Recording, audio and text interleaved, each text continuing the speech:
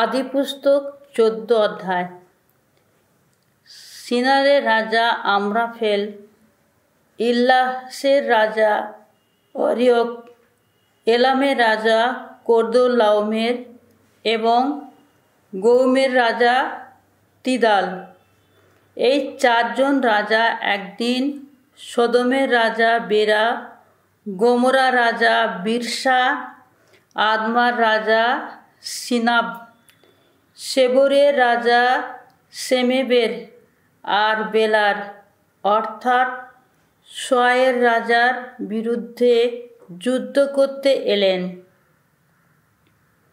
এই পাঁচজন রাজা এসে মিলিত হলেন সেই সিদ্দিম উপত্যকায়, এখন যেখানে রয়েছে লবণ সাগর। 12 বছর ধরে কেদারলামের সামন্ত রাজা হয়ে থাকার পর এরা 13 বছরে বিদ্রোহ করেছিলেন। 14 বছরে কেদারলামের তার মিত্র রাজাদের নিয়ে হাজির হলেন।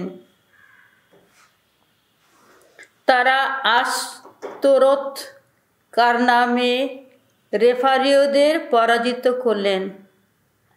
হামে পরাজিত হলেন জুজিয়েদের এবং সাবে কিলিয়াতামে এমীয়দের। তাছাড়া হরিয়দের সেইয়ের পার্বত্য অঞ্চলে হরিয়দের পরাজিত করে তারা মরু প্রান্তে অবস্থিত এল পারান পর্যন্ত তাদের দেশ দখল করে নিলেন। ফেরার পথে তারা এমিসপ্পাতে অর্থাৎ কাদেশে এলেন। তখন তারা আমরীয়দের গোটা এলাকা আর সেই সঙ্গে হাসাসন তামারের অধিবাসী আমরীয়দের এলাকাও ছাড়খাড় করে দিলেন। এবার সদমের রাজা, গোমরা রাজা, আদমার রাজা, সেবরিয়ামের রাজা আর বেলার অর্থাৎ সোয়াবের রাজা এগিয়ে এসে সিদ্দিম উপত্যকায় তাদের সঙ্গে লড়াই করার জন্যে সৈন্য সাজিয়ে নিলেন। ওই এলামের রাজা কেদারলাওমের, গৌমের রাজা তিদাল, সিনারের রাজা আমরাফেল আর এল্লাসের রাজা আরিয়কের বিরুদ্ধে তখন যে যুদ্ধ বাঁধল, সে যুদ্ধে একদিকে 5 রাজা আর একদিকে 4 রাজা ছিলেন। এখন সারা সিদ্দিম উপত্যকা জুড়ে ছিল মেটে তেলের যত কুয়ো। পালাতে গিয়ে সদমের রাজা আর গোমরা রাজার কিছু কিছু সৈন্য সেগুলির মধ্যে পড়ে গেল। বাকি সবাই পর্বতে গিয়ে আশ্রয় নিল। শত্রুরা তখন সদম আর গমরার সমস্ত কিছু এবং যত খাদ্য সামগ্রী লুট করে নিয়ে গেল। তারা আব্রামের ভাইপো লোটকেও ধরে নিয়ে গেল আর সেই সঙ্গে নিয়ে গেল তার সব কিছুই। লোট তো তখন সদমেই বাস করতেন। প্রাণে বেঁচে যাওয়া একজন মানুষ ওই খবরটা হিব্রু আব্রামের কাছে এসে জানালো। তিনি তখন আমরীয় মারমের কুঞ্জেই থাকতেন। মারমে ও তার 2 ভাই এসকোল ও আনের আব্রাহামের মিত্রজন ছিল। নিজের আত্মীয়কে ওইভাবে নিয়ে যাওয়া হয়েছে এই কথা শোনা মাত্রই আব্রাম নিজের ঘরে জন্মেছে এমন 318 জন অনুচরকে সঙ্গে নিয়ে দান পর্যন্ত শত্রুদের পিছু পিছু তাড়া করলেন। সেখানে তিনি তার লোকজনদের কয়েকটি দলে ভাগ করে নিয়ে রাতের বেলায় শত্রুদের উপর হানা দিলেন। তিনি তাদের পরাজিত করলেন এবং দামাস্কার উত্তরে অবস্থিত হোবা পর্যন্ত তাদের পিছু পিছু তাড়া করলেন। তিনি লুটকালার সব কিছুই পুনরুদ্ধার করলেন আর সেই সঙ্গে উদ্ধার করে আনলেন নিজের আত্মীয় লোটকে ও লোটের সব কিছুই এবং যত নারীকে ও যত লোকজনকে। কেদরলাওমেরকে ও তার সঙ্গী যত রাজাকে পরাজিত করার পর আব্রাম যখন ফিরে আসছিলেন, তখন সদমের রাজা বেরিয়ে এসে সাবে উপত্যকায় অর্থাৎ রাজ উপত্যকায় তার সঙ্গে দেখা করতে এলেন। সেই সময়ে সালেমের রাজা মেলকিসেদেকের রুটি আর দ্রাক্ষারস সেখানে নিয়ে এলেন। তিনি পরাৎপর ঈশ্বরের যাজক ছিলেন। তিনি আব্রামকে আশীর্বাদ করে বললেন, আশীষ ধন্য হন আব্রাম, স্বর্গমর্তের স্রষ্টা স্বয়ং পরাৎপর ঈশ্বরের আশীর্বাদে ধন্যই হন তিনি। ধন্য ধন্য পরাৎপর ঈশ্বর, তিনি তো আপনার যত শত্রুকে আপনার হাতে তুলে দিয়েছেন। তখন আব্রাম লুণ্ঠিত সব কিছুর 10 ভাগের 1 ভাগ তাকে প্রণামী দিলেন। সদমের রাজা তখন আব্রামকে বললেন, আমার যত লোকজন আমাকে ফিরিয়ে দিয়ে লুণ্ঠিত সব জিনিস নিজের জন্যেই রেখে দিন। উত্তরে আব্রাম বললেন, যিনি স্বর্গমর্তের স্রষ্টা স্বয়ং পরাৎপর ঈশ্বর স্বয়ং ভগবান, আমি তারই দিব্যি দিয়ে বলছি, যা কিছু আপনার তার কোনো কিছুই নেব না আমি। এক গাছি সুতোও নয়, জুতোর একটি ফিতিও নয়। আপনি কখনো বলতে পারবেন না, আব্রামকে আমি ধনী করেছি। না, নিজের জন্য কিছুই চাই না আমি, চাই শুধু আমার লোকজনদের খাওয়ার খরচ এবং যারা আমার সঙ্গে গিয়েছিলেন অর্থাৎ আনের, এসকোল আর মারমে, তাদেরই পাওনা ভাগটুকু। তারা তাদের পাওনা তো নেবেনই। আদিপুস্তক 15 অধ্যায়। এই সব ঘটনার পর একদিন এক দিব্য দর্শনে আব্রাহামের প্রতি উচ্চারিত হলো ভগবানের এই বাণী, আব্রাম, কোনো চিন্তা করো না তুমি, আমি নিজেই যে তোমার রক্ষা ফলক। একদিন সুমহান এক পুরস্কার পাবেই তুমি। কিন্তু আব্রাম উত্তর দিলেন, হে প্রভু ভগবান, কী বা দেবে আমায়? আমি তো নিঃসন্তান অবস্থাতেই দিন কাটাচ্ছি। দামেশেকের ছেলে এলিয়েজের, এখন সেই তো আমার সমস্ত সম্পত্তির উত্তরাধিকারী। আব্রাম আরও বললেন, আমাকে তুমি তো কোনো বংশধর দিলে না। শেষ পর্যন্ত আমার ঘরের একজন কর্মচারী কিনা আমার উত্তরাধিকারী হবে। তখন তার প্রতি উচ্চারিত হলো ভগবানের এই বাণী, না, ও তোমার উত্তরাধিকারী হবে না। তুমি যার জন্ম দেবে সে হবে তোমার উত্তরাধিকারী। তারপর আব্রামকে বাইরে নিয়ে গিয়ে ভগবান বললেন, আকাশের দিকে একবার চেয়ে দেখো তো, পারো তো তারাগুলির সংখ্যা তুমি গুনে নাও। তারপর তিনি বললেন, তোমার বংশধরদের সংখ্যাও ওই রকমই হবে। আব্রাম ভগবানকে বিশ্বাস করলেন আর সেই বিশ্বাসের জন্যেই ভগবান তাকে ধার্মিক বলে গণ্য করলেন। ভগবান তখন বললেন, আমি ভগবানই তো একদিন এই দেশটি তোমার অধিকারে এনে দেব বলে তোমাকে কালদীয়দের সেই উর নগর থেকে এখানে নিয়ে এসেছি। আব্রাম জিজ্ঞেস করলেন, হে প্রভু ভগবান, এই দেশটি যে একদিন সত্যি আমার অধিকারে আসবে তা আমি কি করে বুঝব? উত্তরে ভগবান বললেন, তুমি আমার কাছে নিয়ে এসো 3 বছরের একটি বকনা, 3 বছরের একটি মাদি ছাগল, 3 বছরের একটি ভেড়া, একটি ঘুঘু আর একটি বাচ্চা পায়রা। আব্রাম ওই সব ভগবানের কাছে নিয়ে এলেন।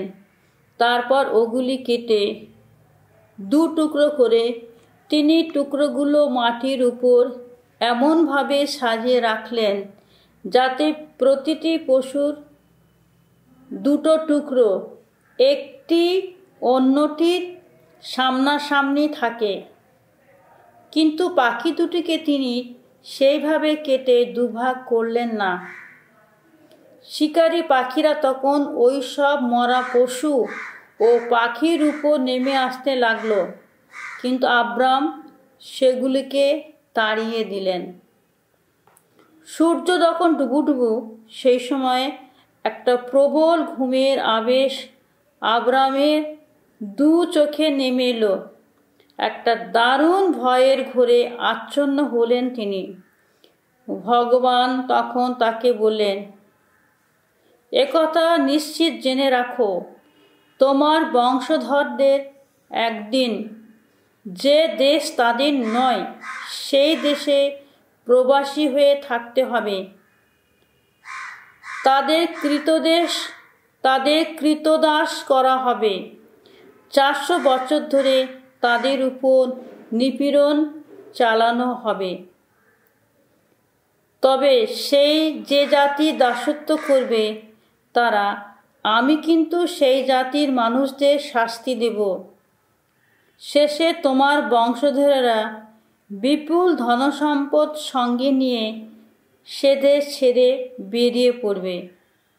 তুমি নিজে কিন্তু শান্তিতে তোমার পিতৃপুরুষদের কাছে যেতে পারবে। সুখে বার্ধক্যের দিনগুলি কাটানোর পরেই সমাধিতে শায়িত হবে তুমি। তোমার বংশের 4র্থ পুরুষের মানুষেরাই এই দেশে ফিরে আসবে। আমরীয়দের পাপের মাত্রা তো এখনো পূর্ণ হয়নি। সূর্য ডুবে যাওয়ার পর অন্ধকার যখন নেমে এলো, তখন ধূমায়মান একটি অগ্নিপাত্র আর একটি জ্বলন্ত মশাল হঠাৎ সেখানে দেখা দিয়ে সেই সারিবাঁধা টুকরোগুলোর মাঝখান দিয়ে চলে গেল। সেদিন আব্রামের সঙ্গে ভগবান একটি সন্ধি সম্পাদন করলেন। তিনি বললেন, আমি আজ মিশরের নদীটি থেকে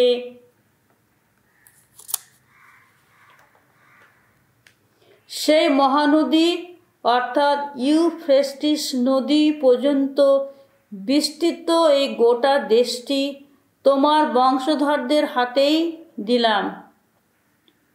তাদের দিলাম কেনীয়, কেনিনির্জীয়, কাদমনীয়, হিত্তীয়, পেরিজীয়, রেফারীয়, আমরীয়, কানানীয়, গির্গাসীর আর জেবুসীয়দেরই দেশ।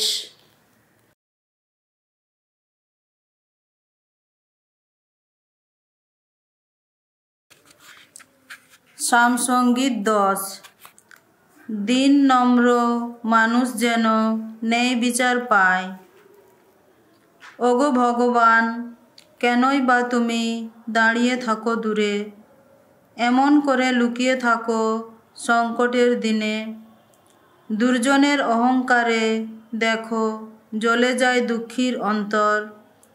দুঃখী মানুষ ধরা পড়ে দেখো তার ছলনার জালে। দুর্জন তার মনের বাসনা নিয়ে গর্বেই মেতে থাকে। লোলুপ লোভী মানুষ সে তো ধর্ম নিন্দাই করে। ভগবানের প্রতি সে তো দেখায় অবহেলা।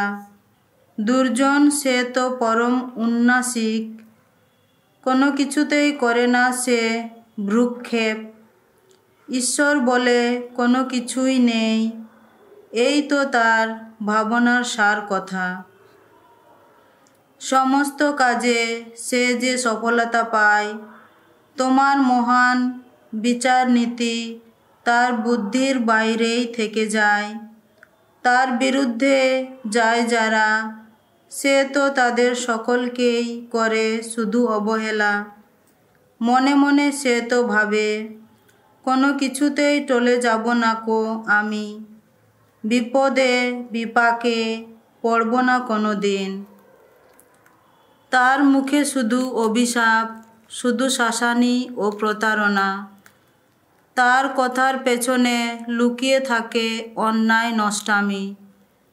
সে গ্রামে পল্লীতে ওত পেতে বসে থাকে, নির্জনে সে তো নির্দোষের হরণ করে প্রাণ।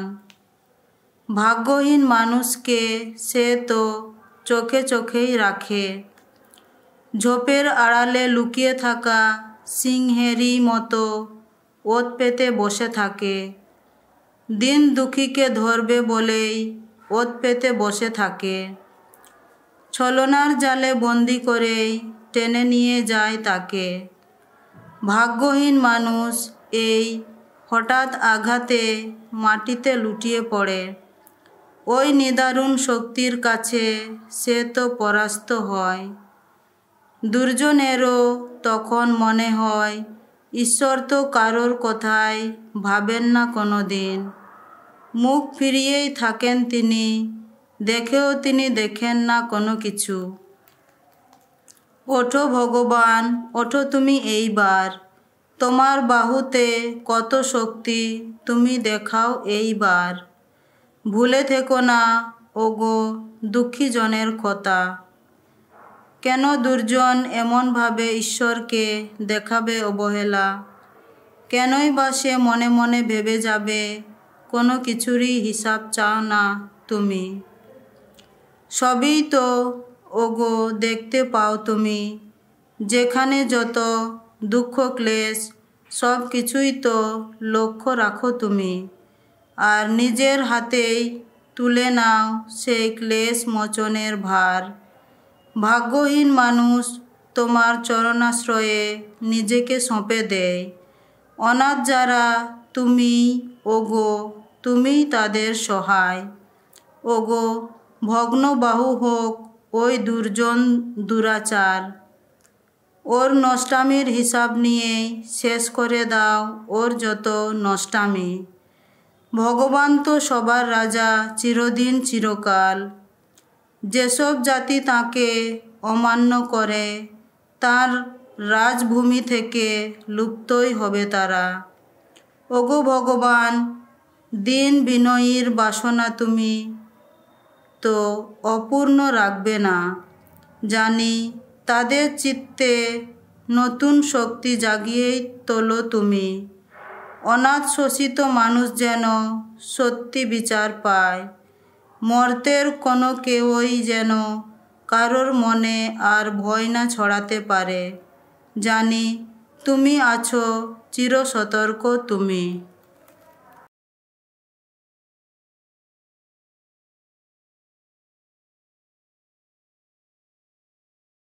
সাধু মথিরচিত মঙ্গল সমাচার 7 অধ্যায় 1 থেকে 14 পদ পর্যন্ত। পরের বিচার না করে বরং নিজের দোষ শুধরে নাও। পরের বিচার করতে যেও না, যাতে তোমাদের নিজেদেরও বিচারে দাঁড়াতে না হয়। কারণ তোমরা নিজেরা যে বিচার নীতিতে পরের বিচার করছো, তোমাদেরও একদিন সেই মতোই বিচার করা হবে। তোমরা নিজেরা এখন যে মাপ কাঠিতে অন্যকে মেপে নিচ্ছ, তোমাদেরও একদিন সেই মাপকাঠিতেই মাপা হবে। তোমার ভাইয়ের চোখে যে কুটোটুকু রয়েছে সেদিকে কেন তাকিয়ে আছো, অথচ তোমার চোখেই যে কড়িকাঠটা রয়েছে তা যে তুমি দেখছই না। সে কি, তোমার চোখে ওই কড়িকাঠটা থাকতেও তোমার ভাইকে তুমি কেমন করেই বা বলতে যাও, একটু দাঁড়াও, তোমার চোখ থেকে ওই কুটোটা বের করে দিই। ওরে ভণ্ড, আগে নিজের চোখ থেকে কড়িকাঠটা তুলে ফেল, তবেই তো ভাইয়ের চোখ থেকে কুটোটা বের করার মতো স্পষ্ট দৃষ্টি পাবি। যা পবিত্র তা কুকুরের মুখে তুলে দিও না, শুয়োরের সামনে তোমাদের মণিমুক্ত ছড়িয়েও দিও না, পাছে তারা পা দিয়ে তা মারিয়ে যায়, তারপর তোমাদের দিকে ফিরে এসে তোমাদের ছিঁড়ে টুকরো টুকরো করে ফেলে। তোমরা চাও তোমাদের দেওয়া হবে, খোঁজো তোমরা খুঁজে পাবে, দরজায় ঘা দাও, তোমাদের জন্যে দরজাটি খুলেই দেওয়া হবে। কারণ যে চায় সে পায়, যে খোঁজে সে খুঁজে পায়, যে দরজায় ঘা দেয় তার জন্যে দরজাটি খুলে দেওয়াই হয়। তোমাদের মধ্যে এমন কে আছে যার ছেলে রুটি চাইলে সে তাকে পাথর দেবে, কিংবা মাছ চাইলে দেবে সাপ? কাজেই তোমরা খারাপ হয়েও যখন তোমাদের ছেলে মেয়েদের ভালো ভালো জিনিস দিতে জানো, তখন তোমাদের স্বর্গনিবাসী পিতার কাছে যারা প্রার্থনা জানায় তিনি যে তাদের ভালো ভালো জিনিস দেবেন, আর তাও কতই না নিশ্চিত। অন্যের কাছ থেকে তোমরা যেমন ব্যবহার আশা করো, তার প্রতিও তোমরা সব কিছুতেই তেমনি ব্যবহারই করো। এই তো মসির বিধান ও প্রবক্তাদের বাণীর মূল কথা।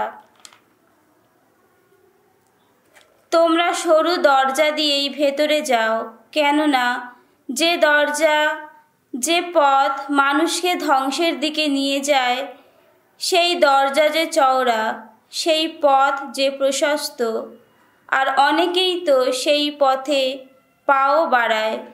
কিন্তু কত সরু সেই দরজা, কতই না সংকীর্ণ সেই পথ যা মানুষকে নিয়ে যায় মহাজীবনের দিকে, আর অল্প লোকই তো সেই পথের সন্ধান পায়।